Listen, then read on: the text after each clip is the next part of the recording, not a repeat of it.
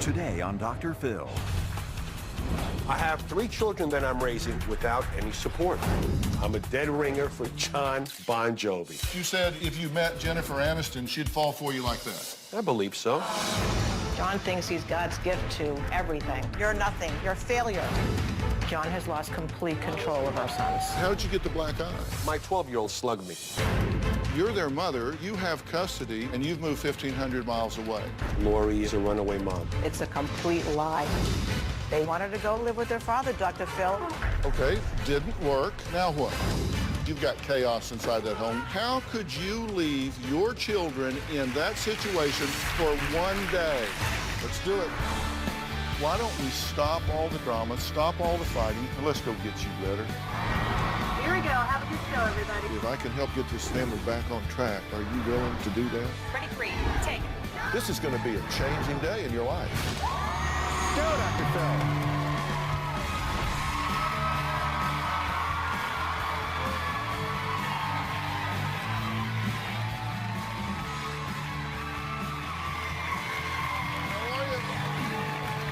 Well, now, as you all know, we've done a lot of shows about single moms, right?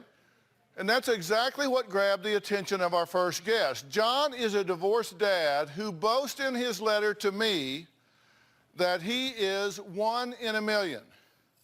When I say that John boasts, I mean John boasts. He writes, "You never have a single dad raising kids. The reason? There are none." Why? Because dads can't handle raising kids. They all suck except for me. Put me on and I will show you how a single dad who looks like John Bon Jovi is raising 3 boys alone with no help whatsoever.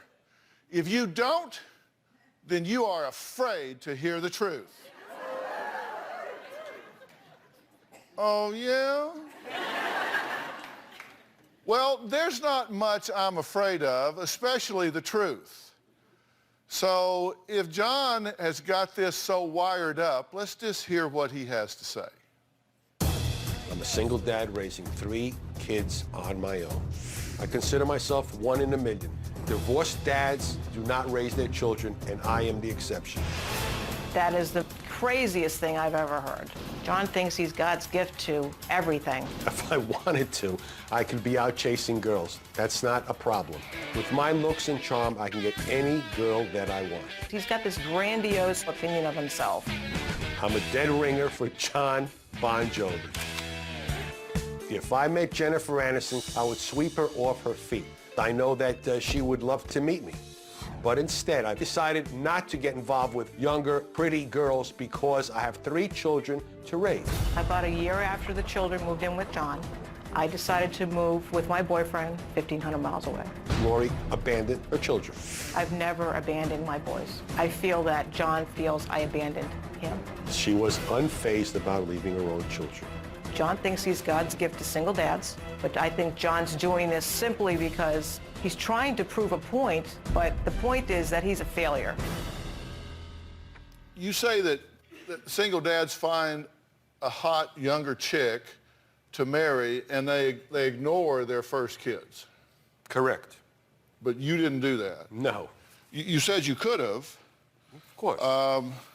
In fact, you said, I could have had a stripper pole in my condo and had chicks in there every night. That's correct. That's correct. What does that mean? That means I could have played around like most dads do when they get divorced, and I didn't do that. Yeah. You also say that you're a writer? Correct. I wrote a memoir. You said, I write better than John Grisham and James Patterson put together. That's correct. And if you read my book, you'd agree to that also. And I did it single-handed with no ghost writers. Yeah? You seem angry. Yes, I'm angry because I have 3 children that I'm raising for the past 3 years. It's just overwhelming to raise children.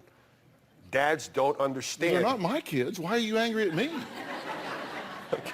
I mean, I'm asking you questions. That's right, buddy. You better believe it. Okay. Okay, Okay, I'll laugh. Why? It's not a joke. It's a lot of work raising children 24/7 without any support. How did you get the black eye? My 12-year-old did that last week. And Accident or on purpose? On purpose. It was not an accident. And I told him to get off the computer, and he wouldn't listen, and I went to grab him to take him off. He turned around and slugged me. He says he's 1 in a million, but maybe he's not perfect in what he does. Let's take a look at this. John has lost complete control of our sons. Don't eat frozen pizza. My house, my rules. They are running the entire household. My boys do not respect me at all. John has absolutely zero parenting skills. John lets the kids walk all over him. That's not nice to talk like that, okay? Constantly talking back to me. Just leave it. Why not? The boys have called me stupid, ugly. The boys treat me like garbage. Sometimes I cause more trouble, but sometimes he causes more trouble. The twins are constantly fighting. John gets right involved in the middle of it, antagonizes them, and it gets out of hand. All you do is raise your voice, scream, yell, laugh real loud, and I want to blow my brains out because you never stop. You don't stop it. One day, Alexander wanted to go on the computer. I went and grabbed him to pull him off. He just got on me. He turned around and whacked me in the face. I received a black eye. They don't fear me at all. The house is a complete disaster. Nobody does anything. It is impossible to get the boys to do chores. He has too many rules. Yeah, like too many. There is absolutely no discipline on John's behalf. For the 10,000th time, it's disrespect. I've tried grounding them, and that's a joke. They tell me, yeah, sure, and they walk out of the house. 9 out of 10 fathers would bash your face in. I've tried taking away the computer, and they'll say, F you, and go on it. They do what they want. They are in control of the whole household. I think John is failing as a dad. I've run out of options, and I just don't know what to do. So what's your reaction to that? That is all true. So we got the tail wagging the dog here. The dad is not in control. Not at all. So maybe it's good that you're 1 in a million, because dads should be in control. Right, but most of them will beat the crap out of them. Okay? I don't hit my children. I try to use respect, love, hugging them, but there's a trade-off to that. Sometimes it backfires in your face. Why do you think they don't respect you? I think because I'm a softie. I think because I do raise my voice, I have my rules, but they are not afraid of me, and they keep telling me, I'm not afraid of you. You don't scare me. Well, is it defined at that level where it's who's the biggest, who's the scariest, who's the loudest? Right now, yeah, they're in control because Daddy, they are not afraid of Daddy at all. And that's not what my intentions are. But they basically step all over me. They call me the maid. I'm the maid. Get me this. Get me a juice. Make me this. Give me that. Yes. And sometimes I say, sometimes I say, get it yourself. You're not 2 years old. You. You go get it. You're the maid. That's how they, with yelling. And you yell back. I raise my voice. So you guys get in a yelling contest. Yes. Or sometimes I ignore it, but yes. But there's 3 of them and 1 of you, so Correct. you can't play man-to-man here. You got to go zone. There's 3 on 1. And that makes it tough, which means you've got to have a relationship where there's some respect and they acknowledge your position and your authority. And right now you're saying that's not happening. It's 0. All right. Next, John told us his ex-wife Lori abandoned their boys when she moved 1,500 miles away from them. We're going to add her to the conversation when we come back.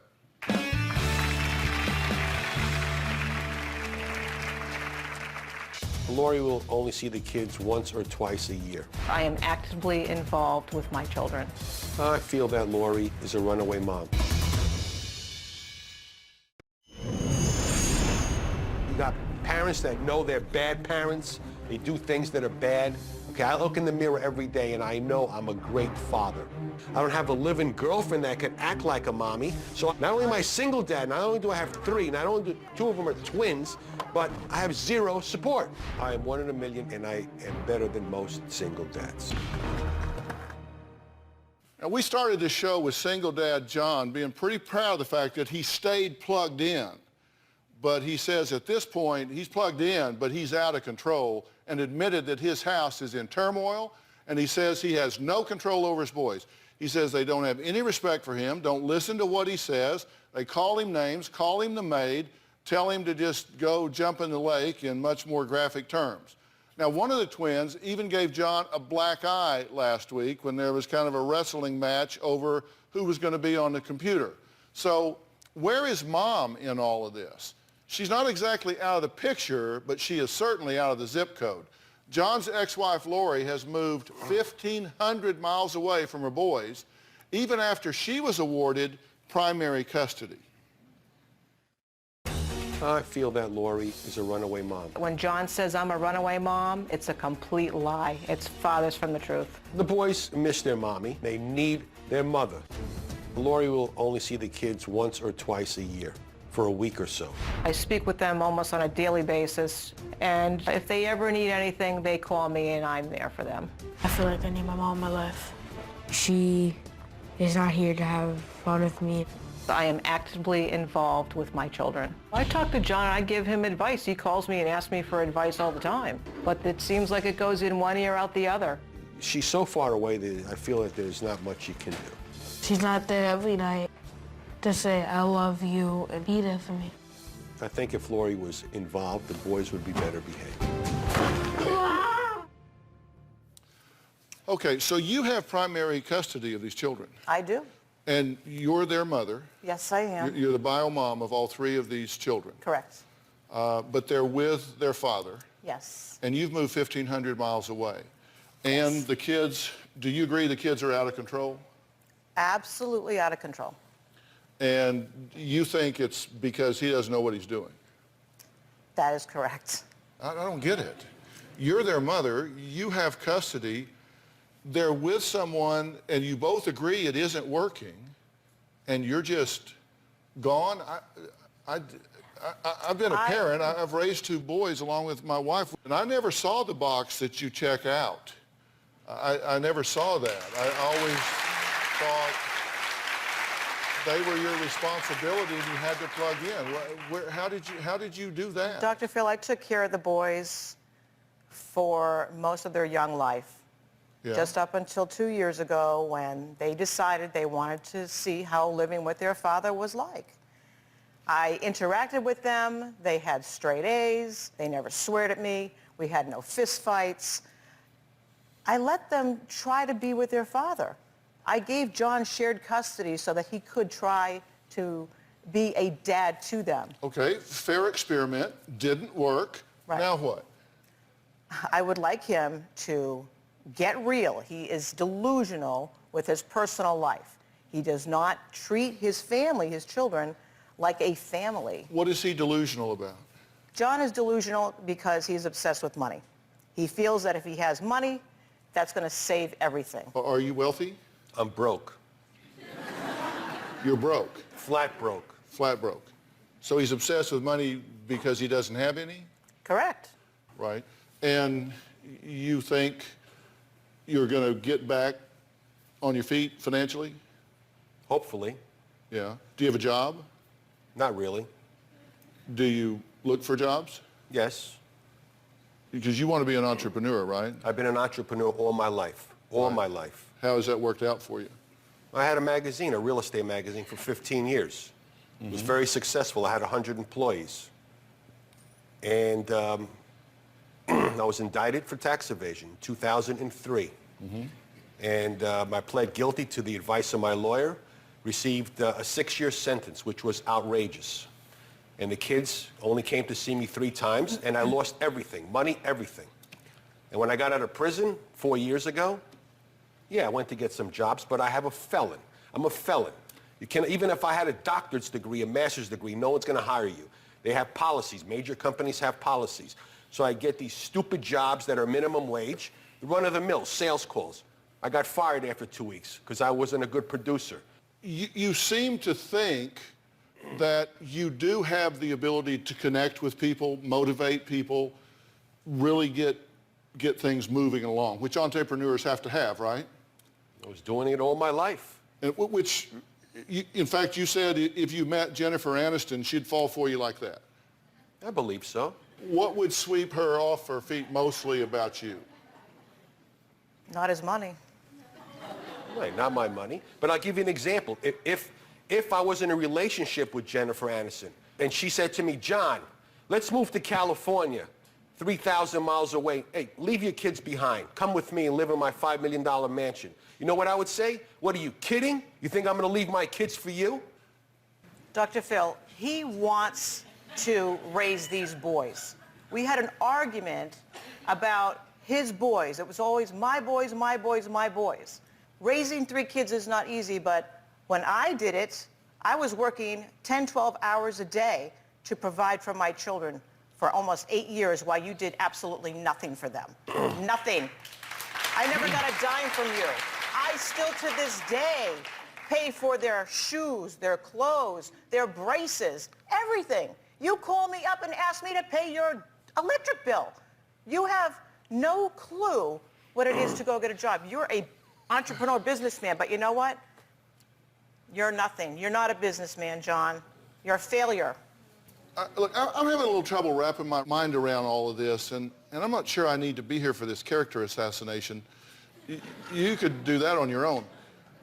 What you're saying is that you have all this skill and talent and ability, and I hope you do, and I hope you get back on your feet. But at this point, you're not in business, and you don't have a job, and you say you've written a book. Has the book been published? No, it's written. It's ready to be published. It has not been published. You're basically just at home all day. Right, I do some odd jobs on the computer. I'm not just sitting there with my hands folded. I earn a few $100s a week working out of the house. Now, it seems to me that it's obvious that this isn't working, whatever. You can say he's a failure, a loser, broke, no job, no future, delusional about all of these great things he's going to do. But in the meantime, your children are twisting in the wind and they're spinning out of control, and you're not there. You said, they don't do this with me, but they do it when I'm not there, so I'll just choose not to be there. I don't get that, and you need to explain it to me. So think about that. All right, next we've seen John's black eye and the boys roughhousing, but according to Lori, that's only the tip of the iceberg. We'll be right back.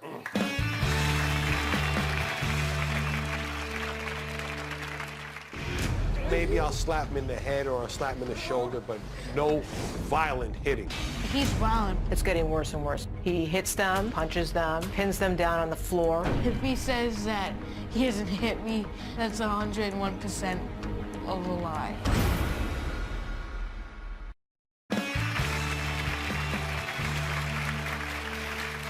Well, we're talking with divorced couple John and Lori about the unconventional way that they have chosen to raise 3 children. I say unconventional because Lori has primary custody, but the boys are living with their dad instead. Now, Dad says, look, I confess, I'm out of control. Nothing I try works. Tried it all, and whether he's trying it right, trying it wrong, whatever, it doesn't work. Lori decided she needed a new life, so she moved out of state with her boyfriend, Joe. I live 1,500 miles away from my children now. My boyfriend has given me a very good quality of life. I believe that Lori moved because her boyfriend wanted to move. John can't stand Joe. I believe that he feels that Joe stole me away from him. Based on what I've seen, he's controlled. And I believe it's the reason that she left and not being involved with the children is because of what he says. If Lori had her way, she would be living near the boys. In my new life, I'm very happy. Alex, get off it. My old life brings back the worst memories and nightmares. I try to keep them completely separate. If it wasn't for the 3 boys, I would have forgotten all about it completely. Lori's boyfriend, Joe, is joining us now via Polycom.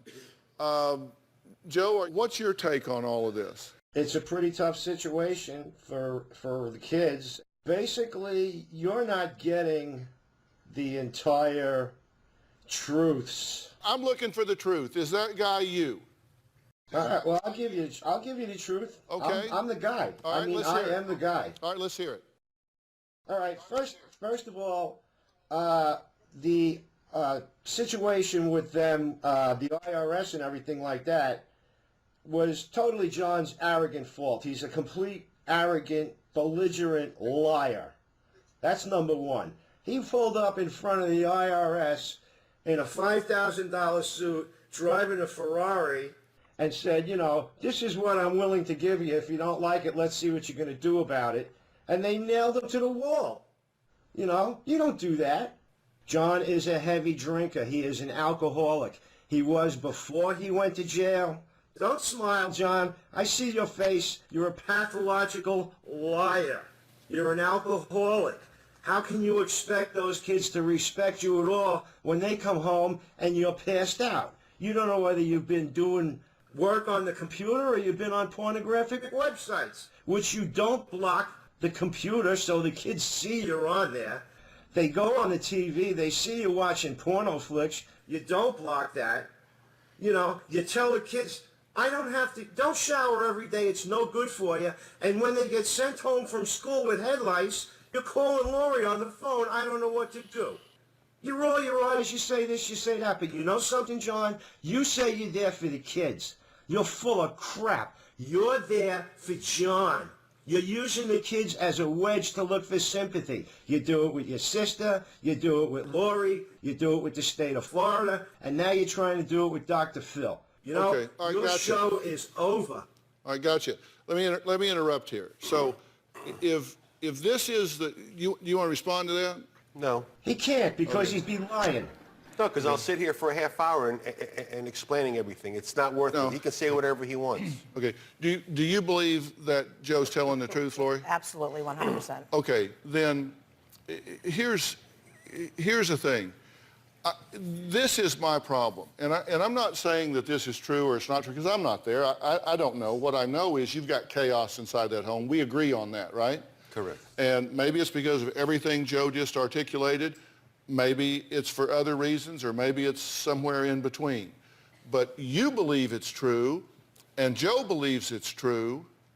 And my question is, if you believe that, how could you leave your children in that situation for one day?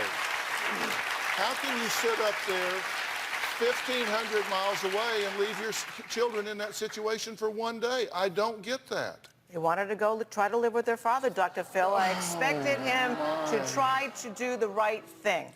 But you know now and have known for some time what the circumstance and situation is. Well, this is why we're here. Well, and what you want from me is what I think.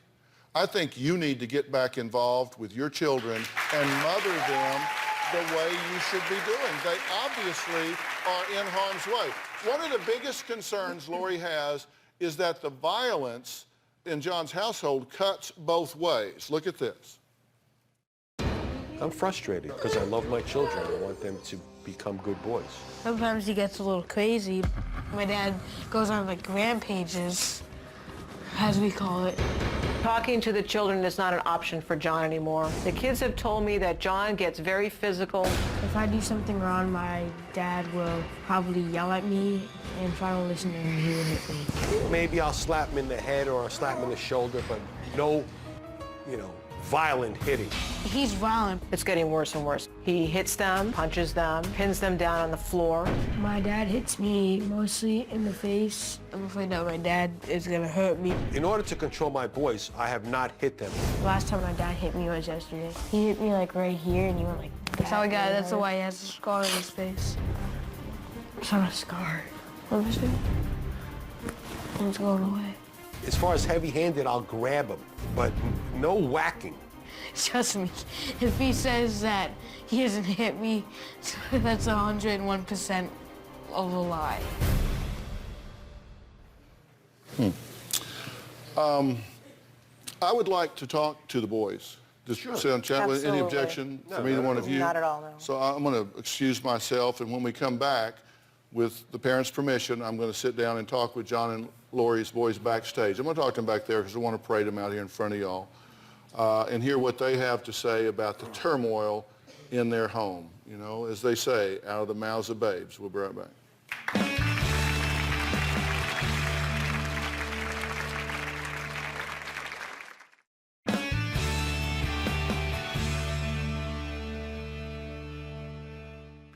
I'm backstage about to talk to John and Lori's 3 boys. Their mother lives 1,500 miles away from them. Their dad, well, he just says he's at a bit of a loss about how to get this situation under control. Frankly, I'm not concerned about all the drama and the accusations going back and forth other than the extent to which it affects these children. So I want to talk directly to them so I know what's going on.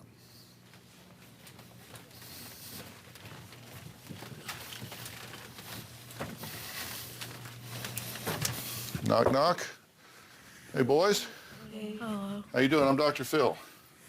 What's your name? Chris. Chris? Alex. Alex? John. John, how you doing? Good. So, listen, why do you think we're all here? My dad thinks that it's too hard to handle 3 boys on its own, so, Yeah. it's partly why we're here. Yeah. Are you guys misbehaving? Sometimes, yes. Why? I don't think I am. You Sometimes. don't think you are? No. So Sometimes. you're a good kid? Yeah, I don't do Is it these characters that are problems? Yeah. Sometimes we misbehave because, our dad is, too overprotective or tells us to, do stuff for him, like do his chores or something, find his remote, Yeah. and we're tired. Yeah. Well, you know your dad loves you very much, right? Yeah. Yes. What would you change? I'll start with you. What would you change if you could change something in the house? And this is the time, because we're going to make some plans here. So this is a chance for you guys to kind of weigh in and get some things changed the way you might want it. So what would you change? I don't know. Maybe to live with my mom. Maybe live with your mom again? How did that work when you lived with her? It was, I think it's better Better how? because she always provides for us and stuff. Provides for you? Mm-hmm. Does your dad not provide for you? He does, but not as much. Yeah. What would you change? I would change the fact that my dad is always being cranky and yelling at us. Yeah. So you get angry when he yells at you. Yeah. Now, you said that when your mom left to move, you thought it was just temporary. How did you find out it wasn't? Because she didn't come back after like a long time. How would you guys feel if she moved back home and you guys lived with her? I'd be happy. Yeah, I'd feel good. Do you get in fights with your dad? Yes, sometimes, both of us. You said that he will hit you, drag you to your room, and tell you to stay there. And if you got out, he would put you on the ground, put his knees on your arms, and hit you. Yeah. You say he hits you in the face. What do you mean he hits you in the face? He hits me in the face, just slaps me. Slaps you in the face? Have you guys seen him slap your brother in the face? Yeah. Yeah. You've both seen it. Has he slapped you in the face? No? Yes. Has he slapped you in the face? He doesn't slap me. He slapped me. Not in the face, but, He slaps both of you in the face. Why? like once or twice. You guys are lying. But, not that hard. Why did you sock your dad in the eye? Because when I was on the computer doing my report, that was really long. I was almost finished, but then he said, get off the computer. I'm like, all right, just one more sentence. And then he said no. And then he got on me and he started hitting me for no reason. And I'm like, why are you hitting me? And then he's like, ah. He just started screaming. And then I just hit him and I just left. I went in my room and closed the door for the rest of the night. So you were trying to finish your homework. Yeah. You said that you saw your dad get Alexander down and hold his hand over his mouth so he couldn't breathe. Yeah. What did you do? I pulled my dad's hair yelling, get off him. This sounds like a lot of turmoil, a lot of drama going on. If the situation changed, whether it's with your dad or your mom or whatever, and things just calmed down, would that be better? Yeah. I mean, you want it to be calm, right? Mm-hmm. And if you guys had to do some things to help it calm down, like to be more under control and to follow some rules and to kind of take care of responsibilities, I mean, you're willing to do that if it would help everything calm down, right? Yeah. Because you guys can't be fighting all the time. I mean, come on, at some point you got to grow up and say, look, we got to stop crashing into each other and sticking a bag over each other's head. And I've seen video of some of this stuff where you're roughhousing. I know some of it's for fun, but at some point you got to say, hey, we got to calm down some, right? And if that would help the situation, you're willing to do that, true? Yeah. Is there anything you want me to be sure that I talk to them about? Like yelling at us and stuff. Just stop yelling. Stop yelling and like don't be mean to us. Okay. All right. When we come back, I'm going to return to the studio, and I'm going to give John and Lori my assessment on exactly what I think needs to happen, and I will put verbs in my sentences. We'll be right back. What I would like to say to my mom is I just would like to see her more than 2 times a year. I like to say to my dad, I want you to stop hitting me because it's really annoying, and I want you to treat me a different way.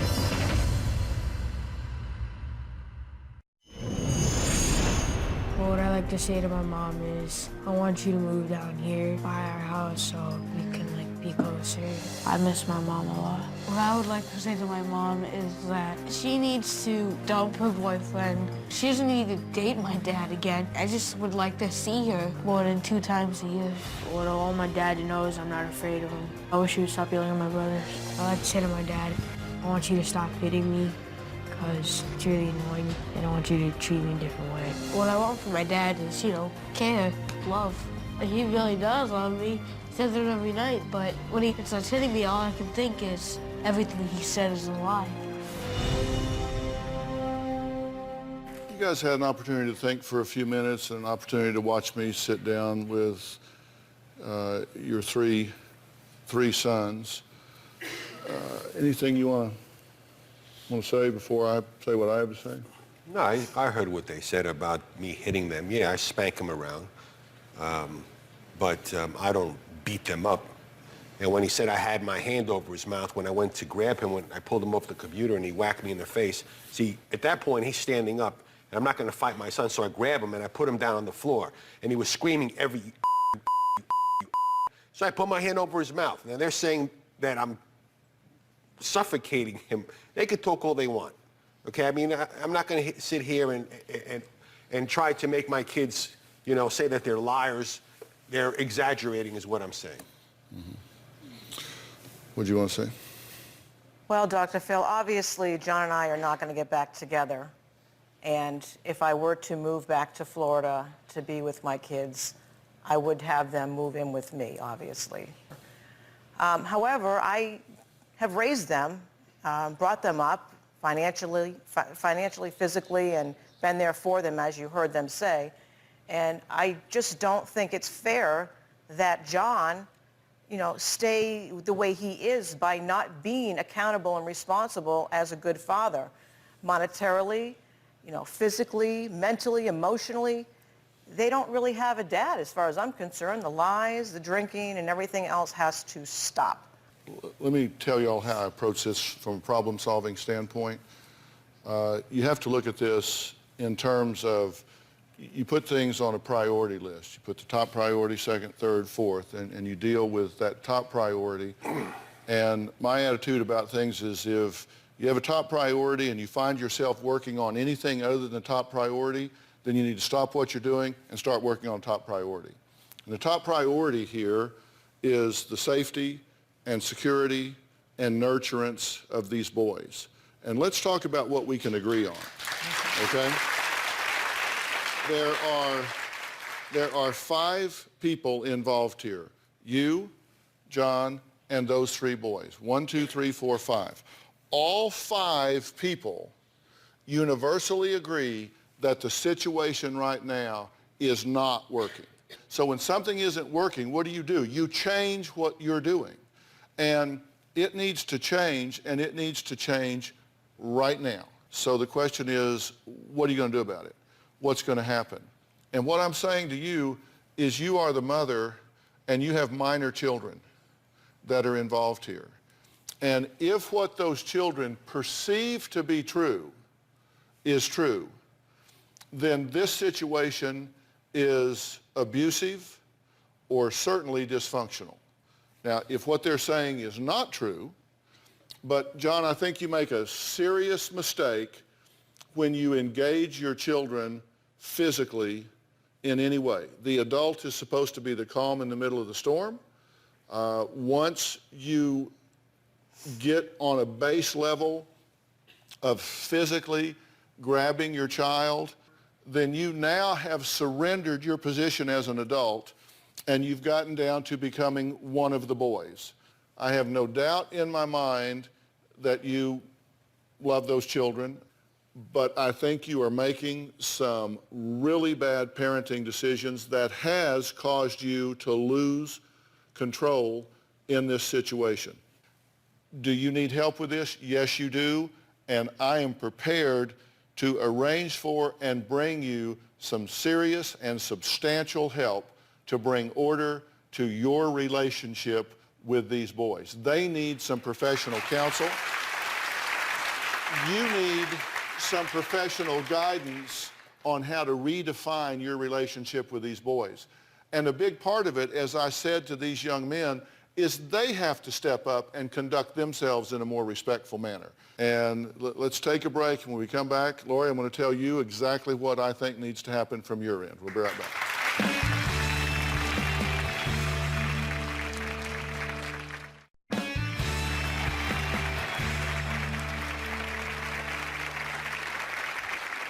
We've been talking with John and his ex-wife about the many mistakes that I think both of them have made in raising these three boys now that there's been a divorce and divided homes. Look, these kids aren't even almost through being parented.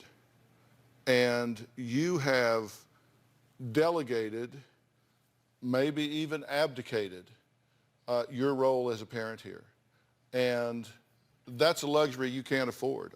Unfortunately, that's just not a realistic option. And I'm sorry. And if that messes up your relationship with Joe, when we have children, we sign up to make sacrifices. And that's a sacrifice you have to make. Should you get help from him? Of course you should. And I have said, I will get help here. But those boys say they want you back in their life. It isn't working here, and you need to plug back in here. It's a sacrifice you have to make. There's no alternative to it.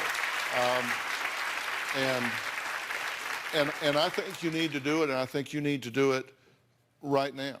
And I don't know what your ability to do that is, but I can tell you that those boys have an urgent need for you to do that. Well, we've discussed that, and I totally agree with you.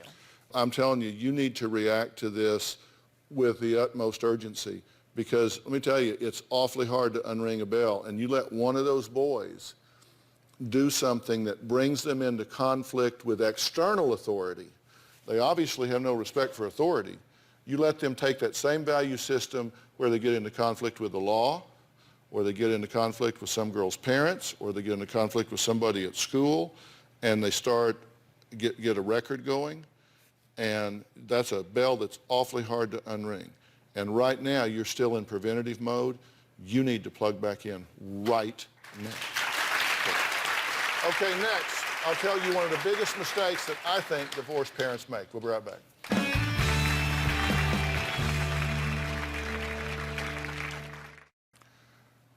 You know, it's difficult to go through a divorce when you're an adult. There's no question about it. But children, see, they're in a position of being completely helpless. It's like waiting for lightning to strike. You have no control over it. You just know it's coming. And I've outlined some very specific needs that children have when they go through divorce. And all children have these needs at all times, but they become exaggerated once a family is broken up. Number one is acceptance. They need to know that they belong somewhere, that they're part of something, that they are accepted by both parents. They have to have an assurance of safety. They need to know, I'm safe where I am. They need to have freedom of guilt or blame for the divorce. And they need structure. They need the same structure they had before you went into it. And so often parents feel guilty, so they say, well, you can stay up late, or we're going to relax the rules because you've had it so tough. That's exactly the wrong thing to do. Keep that structure in place. They need to see that there's a stable parent who has the strength to conduct the business of the family, that somebody is at the helm and this family is still doing the business of the family. They're still getting up in the morning, going to the store, taking care of things. And above all, let kids be kids. Let them do what they do. You deal with everything else. They shouldn't be dealing with adult decisions. Go to drphil.com where you can find out so much more about the very issues we're talking about today. You can always find me on Twitter, Facebook, and drphil.com. Thanks for being here. So long. Thanks, guys. See y'all.